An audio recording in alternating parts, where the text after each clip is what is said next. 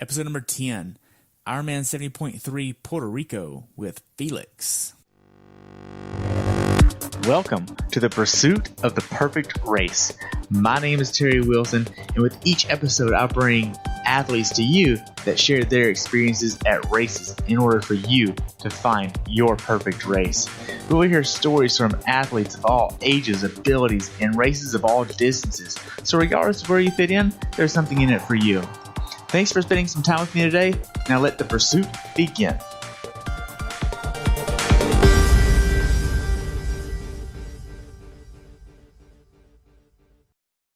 Hey everybody, welcome to the next episode of the Pursuit to the Perfect Race. Today I have the pleasure of talking with my friend Felix, who just competed in Ironman 70.3 Puerto Rico, and we're going to be diving into his race. Welcome to the show, Felix. I'm glad to have you on here. Hey, thank you very much, Sherry. I'm honored that you have me on your podcast. It was kind of surprising when you asked me, but I'm glad you did. So we're talking about Puerto Rico. When did you actually decide to do this race the first time? Actually, I wanted to do that race in Puerto Rico for quite a while since I'm from Puerto Rico. But I decided finally to do it last year when my mom passed away, and I kind of wasn't taking care of my health and of myself. I kind of quit triathlon for a while, and I said I need to get back to it because the main reason she passed away was because she wasn't taking care of herself, diabetes, heart conditions. And I mean, I didn't want to follow her lead into that path, and I wanted to also to inspire others. So I kind of said, well, I'm gonna get back to it. I'm gonna do this race. Along the way, I'm gonna talk to other people so they can tag along and know a little bit about triathlon and get into the sport. Nice. So now this isn't your first rodeo at the 70.3 distance. You've done a full as well, right?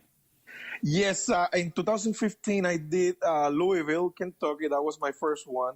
And like a good friend said, Raul said to me that I went from couch to hero or something like that along those lines. So I moved into Dallas, I think the year before. And again, I wasn't taking care of myself and I needed a challenge. I kind of driven that way. I needed a goal, something to aspire to. So I just Googled triathlon and training, and the tri shop came up, and I just swing by the tri shop and met Raul over there. He kind of looked at me and said, well, if you want to do it, we got some work to do. And I said, well, let's do it. And the rest is history. And he got me from that point in 2014 to October 2015, where we did the race. And that one I finished with 2 minutes to midnight, but I did finish that one. Wow. And you had Mike Riley there too, right? Yes, Mike Riley. I mean, it was exciting like anything else. I mean, I would like to go back and do it, definitely. The finish line in Kentucky is, I don't know what it's compared to, but it was a big party atmosphere, to say something. And the shoot where you go to the finish line, music, the people cheering you on. I don't know. I got my money's worth by finishing 2 minutes to 12 midnight. So it was quite an experience. Wow. I mean, me and Anne-Marie, we watched you finish. Yes, it was good. You've been with Raul as your coach for quite some time now, right? Yes. Well, actually, he was my coach in 2015, and then I stopped. You know, I was like in that, kind of high of, I did the Ironman. I don't know what else to do. And I kind of let it go, like, forget about it. And then when I came back, when my mother passed away, I called Raul and we got got back together. Yeah. Now, Raul owns the Tri Shop, or is co-owner of Tri Shop here in Plano, right? Yes, he's the co-owner on the Tri Shop with Trent. Those guys are amazing, to say the least. I mean, when I go over there, I never felt out of place in the store. I mean, I definitely do not look the part of a triathlete, to say the least. But they definitely made me feel welcome. No questions that I asked was dumb at all. All the questions were welcome. I'm new to the sport. My relationship with triathlon was only watching it on TV back in '97 when I was in the Army. That was the first time ever that I saw any type of Ironman or triathlon competition on TV, and I said that sounds kind of tough, and I want to do it. And from that moment, it was in my head. And but other than that, I didn't practice a sport or bike or running or swimming at all in my whole life. So they were very welcoming, and they introduced me to the community here in the Dallas area. Wow. So when did you actually start training for Puerto Rico 70.3? Right. So my mother passed away like around February. So I started training in March, back in March last year. So it went kind of a full year of training. Since I wasn't doing anything at all, for that race in Louisville, I lost like 120 pounds, and all the pounds I gained back. Oh man. So yeah. So I kind of screwed myself up. And I started training again, like from zero. Like I'd never done this ever before. So gladly I had the bike. So we kind of started slowly building up my confidence and slowly training. And Raul is the kind of guy, I mean, it works for me, his style of coaching, because he kind of tells me, this is what you need to do. Go ahead, go and do it. Give me your feedback. But if you don't do it, it's up to you. You're the only one. You're responsible for yourself. So I kind of like that approach that he has. Yeah. So you went into this race with about a year of training under your belt. How confident did you feel going into this race? I was very confident, and with the training, I was very confident in myself that I could do it. I mean, I did a full Ironman race. I said, well, this is half. So I kind of think that didn't work in my favor at the end, because I think I was a little bit overconfident, and didn't took into consideration, even though I'm from Puerto Rico, but I've been living in Dallas for the past 5 years, the weather conditions, I'm not used to it anymore. And those things, I kind of took it for granted. And I mean, you can go into the sauna and you do some drills in the sauna, like they tell you, but nothing like feeling that 100% humidity when you arrive to the island. Right. So now the race was on Sunday the 18th. When did you actually head down to Puerto Rico? I head down there on a Thursday. Okay, so Thursday before? Thursday before. If you ask me when I'm gonna do because I'm gonna sign up again for that race, what I will change is I will go on a Monday, so I can get more used to the weather conditions and do a little bit of more training in those conditions. Okay. So you flew from Dallas straight down there nonstop? Yes, it's a 5-hour flight from Dallas, from the DSW to Puerto Rico. Okay. Now you used a bike box, I would assume? Yes, I rented a case from the tri shop. Oh. Okay. So they rented a case. I do not own one, but I saw over there in the Ironman grounds that they have the iTry bike transport people that were down there in the race. So you either can fly with your bike, or you can use a company like that. Okay. So you got there on Thursday. You got your bike set up on your own, or did you have somebody put it together for you?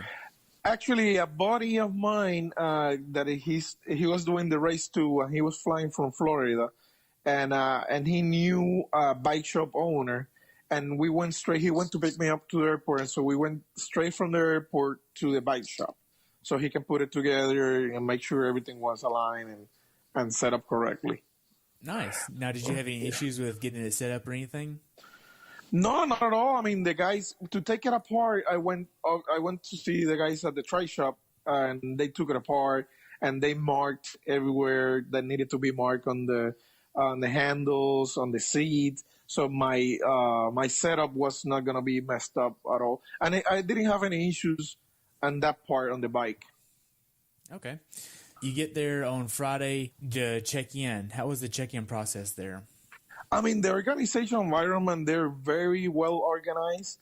I was kind of surprised because this race, they were not sure if the race was going to happen at all because of the Hurricane Maria went through the island. So for the longest time, there was some doubts about the race. But they put together a good event. I mean, you get there, check in like a regular, you do any Ironman. And for me, it was kind of different because I never done a 70.3.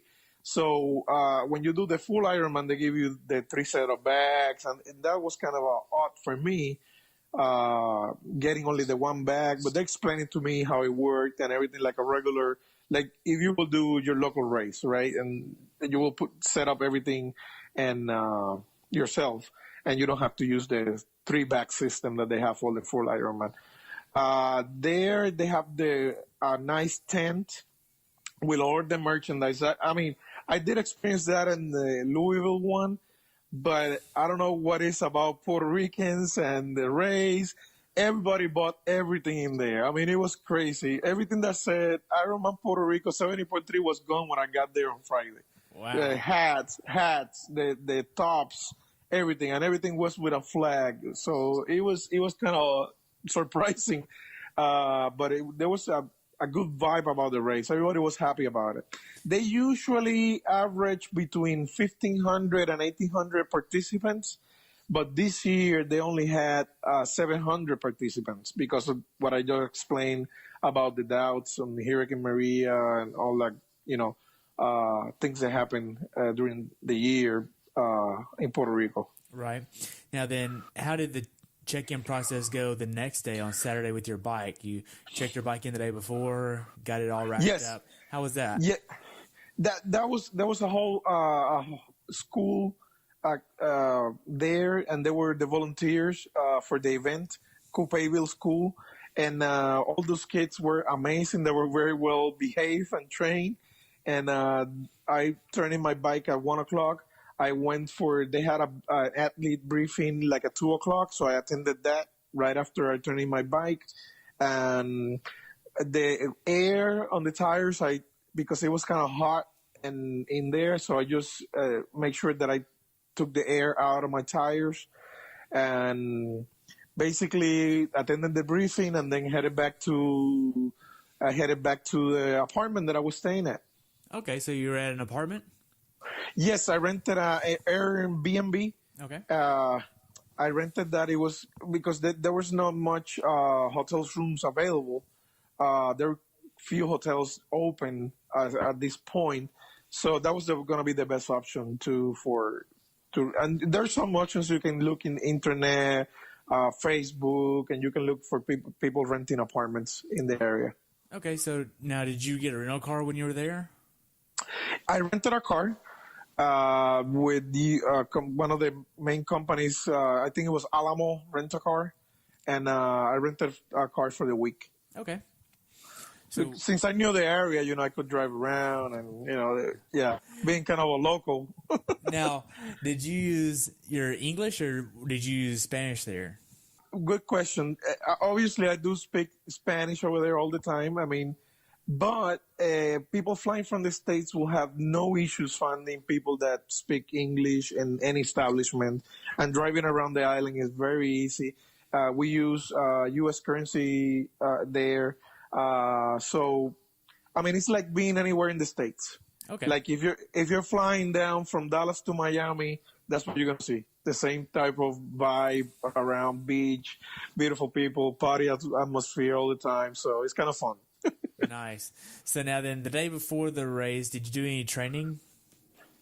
Yes, the day before the race, what I usually do is I do the 3 events, like for 15 minutes out of, something not too strenuous or something that I will, mess up anything, so I just do like 50 minutes of swim, check out the course, talk to the people around that are practicing in the course. The swimming area is in a beautiful lagoon, saltwater lagoon. I mean, year round you can swim in there.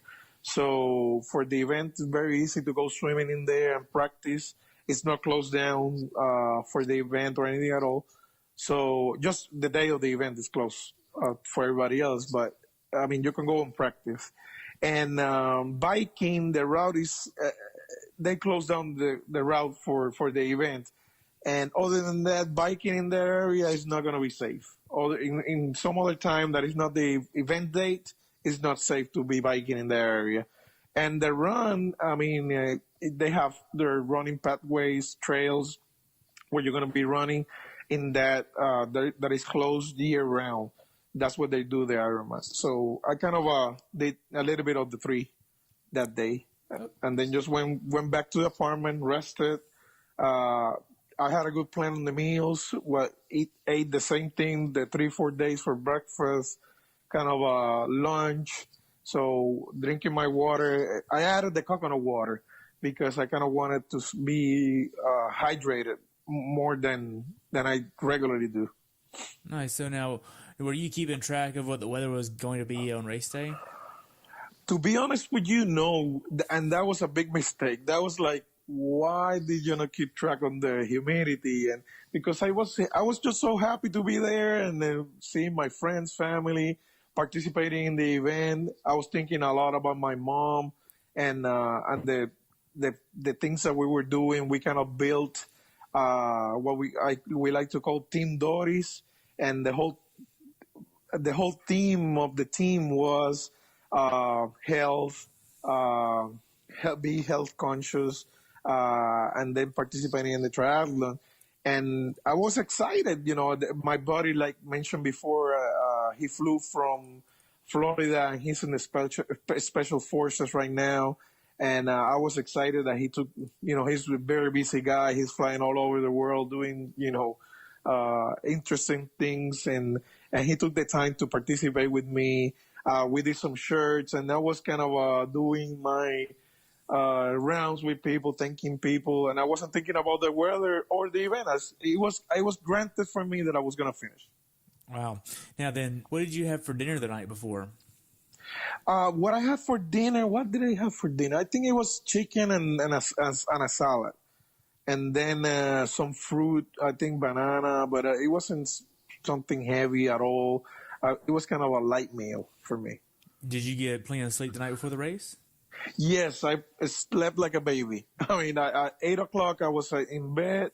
I think by 8:30, I was lights out. And even my wife, she left the room and she left me alone sleeping in there. So it was a great night for me. Oh, good. So what time did you wake up? I woke up like at 3 in the morning. Okay. So I had like good 7 hours sleep. I mean, for me, that's good. I usually sleep like between 6.5 hours and 8 hours. So anything in between, I feel rested. Now, So woke up at 3. Everything was ready the night before, packed and ready. So there was no drama that I forgot or nothing at all. I did lay everything down there. Like you showed me, I have my list to go down, and I went down that list and packed everything that I was going to take on race day, and I was ready to roll. nice. Did you have a certain breakfast that you were trying to eat before the race? Yes, actually, I did practice that breakfast the whole time. Since we were in our apartment, we had bagels, peanut butter, jelly, and fruit, and then the coconut water. That was gonna be my breakfast the whole time I was there. And I did on Friday morning, I did have that breakfast, so there was no issues until Sunday. So I kind of repeated that pattern until a race day. Okay. Now, were you trying to aim for a certain amount of calories, a certain time frame away from the start of the race? For the race, I was trying to get to 300 calories per hour, and that kind of went out the window. That was one of the things that went wrong. The swim, I started the swim. It was great. I mean, I did it in 50 minutes, which for me was a good pace, not too hard, but not too slow for what I swim. And I mean, I was enjoying that. I think I was enjoying it too much. Yeah. Yeah. So now then, you get to the race venue the morning of to put everything up. How was that process? So let me track back down. So when we went down to transition area, I started laying everything down there. I mean, I was there early, around 4:30. I was already there, and just laying my things in there, taking my time. How I was gonna put my shoes in one area, the socks, the hat, glasses, all that, and then the nutrition. some water to clean myself up from this seawater. So all that stuff was laying in there. When I started putting air on the tires, the back tire blew up. I said, "What happened here?" They were kind of the air was out. So I said, "Well, don't freak out." Because that's one of the things that he was telling me. Things are gonna go wrong on race day, but don't freak out. Just keep pushing. So I said, well, this is the only thing that's gonna go wrong on race day, and this is the first thing. So great, right? So I went over there, changed the tube, started blowing out air again on the tire, and it blew again. And I didn't have any more tubes. So what I'm doing wrong? So never found out what I was doing wrong. I asked one of the guys next to me, "Hey, this happened to me." So he handed me a tube and said, "Dude, this is the last one." So I went to they had a mechanic in their area. So I went to him and said, "Dude, I don't know if I'm nervous or what's going on, but I keep blowing. This is the second one that I blew up and I have to change." I said, "Don't worry." He took care of me, put the air in the tire, and everything was fine. So crisis averted at that time. So how much PSI did you ride on? I tried to ride between 100 and 110. Okay. Yeah. And then from there, the transition area is 800 meters. No, I'm sorry. It was like you have to walk like close to a mile to where the start is going to be. It was half a mile from where the swim finishes to transition area. Okay. So we were going back to that area. I was going to put an additional set of tennis shoes so I can run from there to transition. And then we were walking back to the start of the swim. Okay. So the last 10 minutes before the gun goes off, how did that go? It was amazing because we were doing shirts, right? And we were doing yellow shirts. And everybody had a sunflower in front of the shirt. That was something that my niece drew. And we were the biggest group. I don't want to brag about it, but we were the biggest group in there. And there was a bunch of people in there. So basically, like 15, 20 minutes before, we kind of went in there and pray for a little bit. And that calmed everybody down. And then we were assigned waves for the swim start. So we kind of went looking for where was our wave that we were going to start. And me and my buddy, we just started talking about the race, how the day was going to go. And then we just messing around with people in the line. Nice. I mean, I was very relaxed. Now, the temperature at this time was about what, you think? Right now, I think it was about 82 degrees, according to what I saw on my Garmin afterwards, about 82, but the humidity was 100% the whole day. I mean, it was like, I was sweating at that point. Wow. But since I was happy and messing with people around and joking around, I wasn't like paying attention to how much I was sweating or anything like that. I just wanted to get the race started. Nice. Did you have any water before the race? Yeah, I have water, and I had that my wife kept in a bag, and we had the coconut water. So before getting into the line, I had, like I would say 10 ounces of the coconut water and then some water to wash it down, I guess. Okay. So now then you go ahead, you get started on the swim. How was the swim? It was amazing. Like the lagoon didn't have any undercurrent or anything like that. It was a smooth swim. And I mean, the music and I don't know, the atmosphere was so, you were hyped. So I kind of I was getting too hyped at the beginning. So I had to bring myself down just to get into a certain rhythm, because if I kept swimming at that rate, I wasn't going to finish. I was going to burn all my matches on the swim, and I wasn't, I didn't want to do that. So kind of after the first 100, 200 yards, I settled down, and then it's quiet. There's a bunch of people at the beginning, like in any race, right? But then everything gets spread out, and you get into a groove right in there. Okay. Now, whenever you got in the swim, was it clear water? Was it murky water?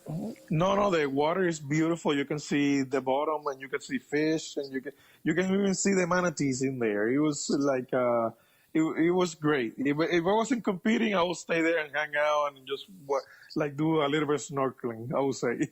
Wow. So now, did you use clear or tinted goggles for this swim? It tinted goggles, because when you start the swim, the sun is right in front of you, and you go like, I would say, half a mile in that direction. And then when you come back, the sun is you head east, so you're heading to the sun, and then when you head west, coming back, you really don't need the tinted, but I mean it helps to have it tinted. Okay. So you go ahead, you get out of the water. Now, was there sand at the exit? Yes, there's some sand. They built that ladder in there, right in the exit. The exit is by the Hilton in Puerto Rico. It's called the Caribe Hilton. So, but they have the volunteers there to help you out of the water, because it's not a natural beach, so they kind of have to build something for you to go up. Okay. So did you have any type of way to get the sand off your feet going into transition? No. Well, from there you have to. You really don't pick up that much sand in there, because it's kind of the steps are in the water, so you got time to get your feet knock the sand off, and then with the shoes that I left before, you have to put. I mean, everybody did that. It was like hundreds of shoes in there, and you pick them. I mean, go put them on and just start running. And there's a bunch of your family, friends, everybody's there, and then from there you start running about 800 meters to the transition area. Like halfway through, they have water that you can use if you're uncomfortable. But I have left a gallon of water just for that purpose in transition. Just when I get there, just, do a little bit of water in my face, in my head, in my privates, and then go from there. Okay. So you get to your bike, get everything ready. What type of chamois cream are you using? You know what? It's the one that is purple and the yellow cap. I think it's chamois. Chamois cream? Chamois cream. Yeah, that's the one I use, and I had it in the transition, so I kind of put a little bit, because I was using a tri-suit, full piece, and I said the padding is not that great for 56 miles, so I need to, and I take my time. I was thinking I was gonna do the 56 miles around 3 hours and 45 minutes, and that's a long time to be sitting in that chair. Yes. In the saddle. Yes. Now, what kind of saddle do you have? I have a cup saddle. So it's a very comfortable one. I mean, I bought it at the tri shop, and, I have no issues with it. Okay. Now then, so you get out on the bike. How was the bike? Okay, so heading out to the bike course, you have the wind behind you. So it's maybe somebody listening will know this reference, but it's like you're in American Flyers. I don't know if anybody have watched that movie with Kevin Costner. So you feel like you're flying on the road, but it's because you have all the wind behind you, right? So you kind of have to pace yourself not to overdo it heading out the first 30 miles. Actually, I would say the first 15 to 20 miles is the wind in your back. Then you hit the turnaround point. The first time you hit it is at mile 29 when you do the first turnaround, and then reality hits you when you're coming back on mile 29 and all the wind is in your face. And I'm kind of a big guy, so I don't know if it affects me more or not, but I did feel it quite a lot. And I don't have a TT bike. I have a road bike. Right. So that kind of made it worse. You can get as slow as you can in those handles, but it's not the same as a TT bike, that you can get real and go across that wind. And then you have to go back in the wind, right? You go back into that wind and head in the wind. Then you have to turn around and go back to the same point. You have to do like a small loop in there and go back to where you hit the mile 29, go back in there until you hit mile 40 and come back to San Juan. So all the way back to San Juan, 15, 20 miles, you are heading into the wind all the time.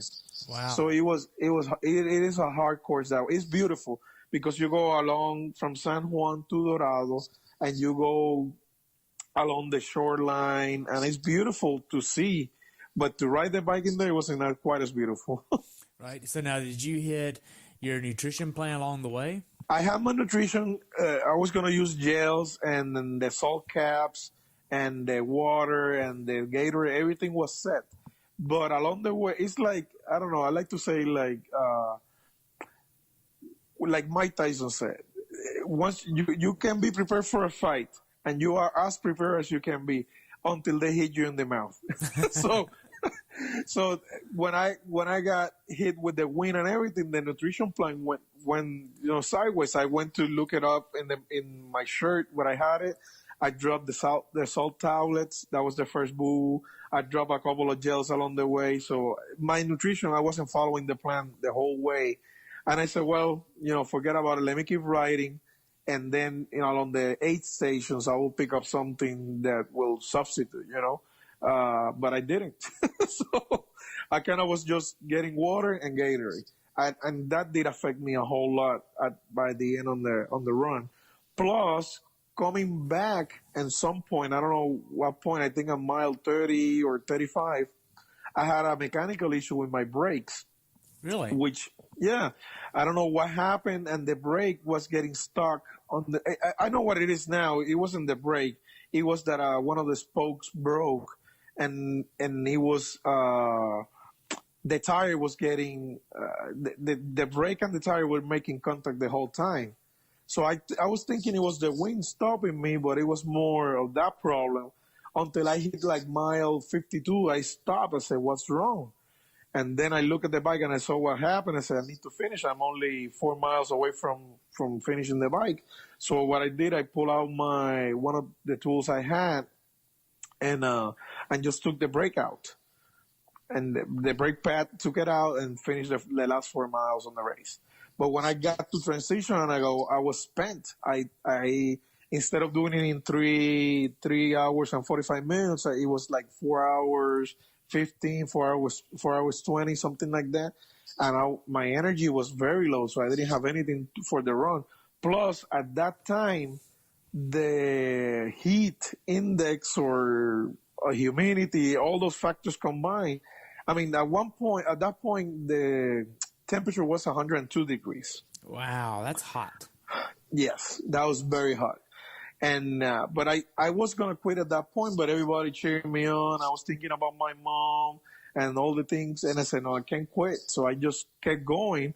I started walking and walking and walking, and the run course. I don't know about any other course in Ironman, but this one has to be one of the toughest ones because it's a lot of hills, a lot of climbing involved in this in the run. So when I hit the big hill right by one of the monuments called San Cristobal, there's a big hill with a steep inclination. Everybody walks in there. I think only the pros go running that hill because it's steep. I will say, people are familiar with the Windhaven hill. Is twice as steep as that one, I will say. Wow. And it's not quite as long as that one, but it's steeper than that one. So it's very tough to go walking up that hill. When I got to the top of that one, I started cramping on the first. You have to do 2 loops for the run. So in the first loop, you go up that hill. I started cramping very bad.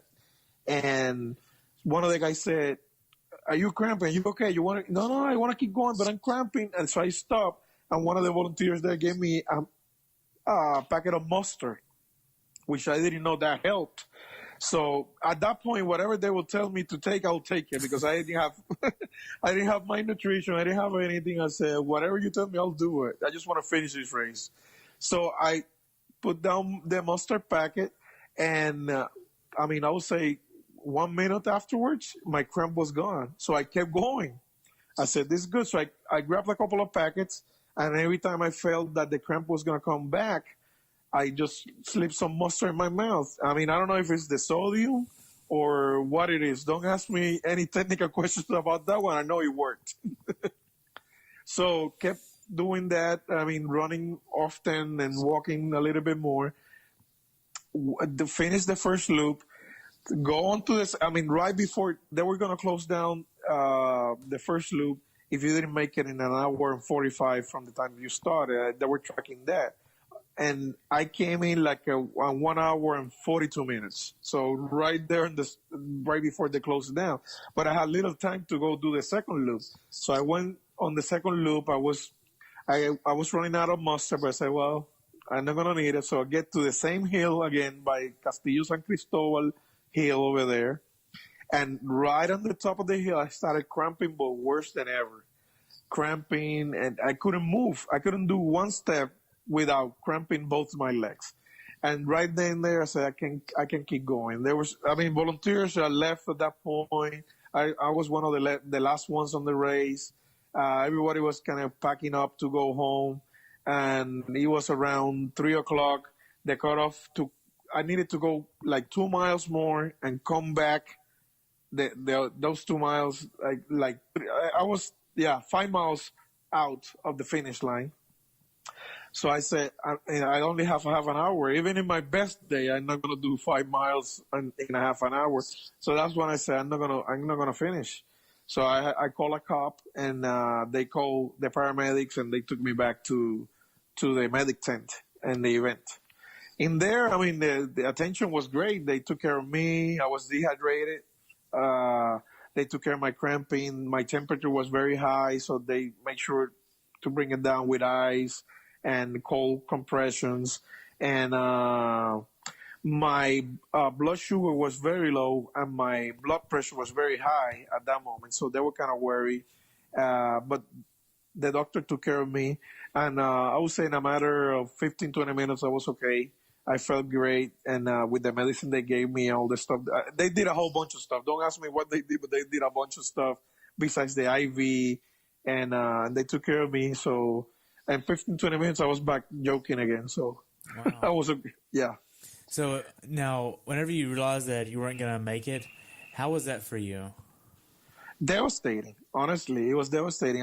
The reason that we started doing this was to commemorate my mother, celebrate her life. Celebrate it with friends, family over there.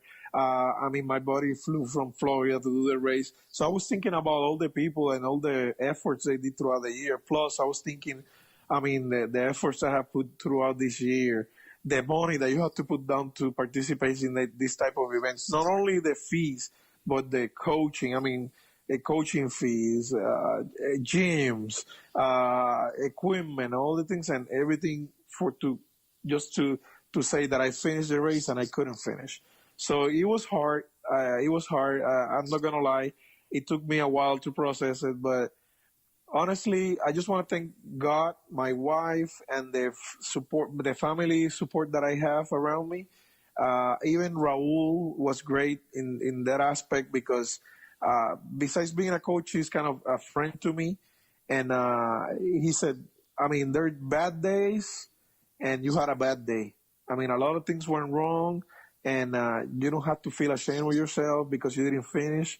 On the contrary, your mother was going to be very proud of you because you did the best effort. And everybody kind of relayed the same message. And that kind of picked me up, and I said, well, I'm okay. But, I have it on the agenda next year. It doesn't matter how hot it gets. I'm going to be there in Puerto Rico. I think that it's a challenge living here and training during the winter season and doing the event in March, being there so hot.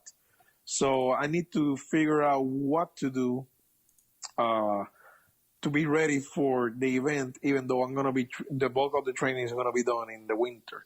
So I haven't figured that one out yet, but I'm being active right now, and with the same page in Facebook, I'm doing a small challenge with the people that are following me to run every day at least 2 miles.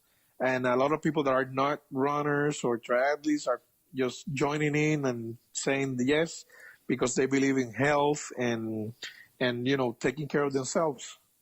Wow. Now, so you have this Facebook page. If somebody wants to join that, where can they go? Just go to Facebook.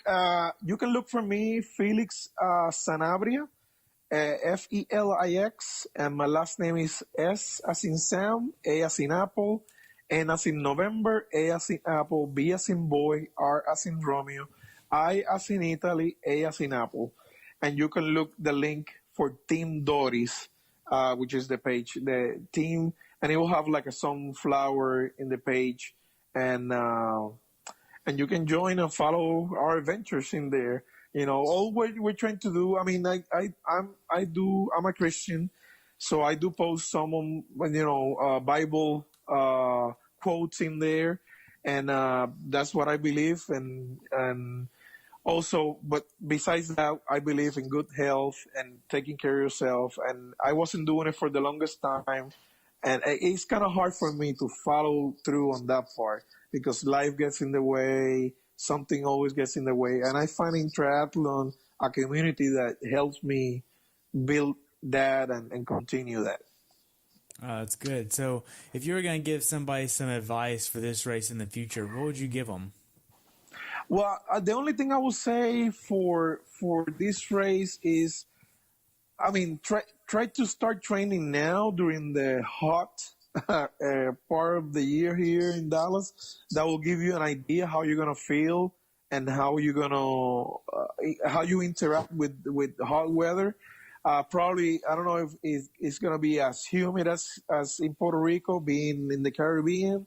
But it will give you a good gauge on what to do and how you can handle heat. It's a vacation spot, so it's one of the first the early races during the year. So if you can plan your vacation and go there, do so. If you can go ahead of the race and before and stay after the race, it's amazing. I mean, like I said, you have no issue. You don't even need a passport to go to Puerto Rico. You can go with your driver's license and just fly down there, and you'll have a great time. I just like to mention that the Ironman organization did, through the Ironman Foundation, got some donations through the different athletes and organizations in there, and they collected like $200,000 to give out for the community in Puerto Rico to help hurricane relief. Wow, that's pretty cool. Yeah, that was very neat. neat. Know that. Yeah, it was very neat of them to do that, and I mean, you can sign up and give money, but a whole bunch of people, locals and companies gave money out there, so it was very neat. Nice. So, what's your definition of a perfect race? Wow, finishing the race.